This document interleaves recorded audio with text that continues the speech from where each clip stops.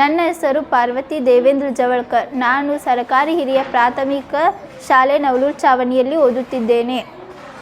ಇದು RFID rider. ಇದು micro ಕಂಟ್ರೋಲ್ನಲ್ಲಿ connect ಆಗಿರುತ್ತದೆ.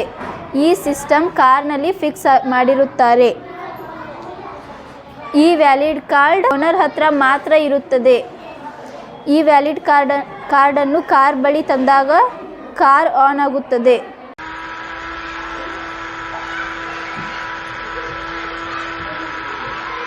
ಕಾರ್ಡ್ನಲ್ಲಿ ನಂಬರ್ ಇರುತ್ತದೆ. ಆ ನಂಬರ್ ಮೈಕ್ರೋ ಕಂಟ್ರೋಲ್ನಲ್ಲಿ ಫೀಡ್ ಮಾಡಿರುತ್ತಾರೆ. ಕಳ್ಳತನ ಮಾಡೋಕೆ ಒಂದು ಕಾರ್ಡ್ ತೆಗೆದುಕೊಂಡು ಬಂದಾಗ ಇದು ಬಜರ್ ಆಗುತ್ತದೆ.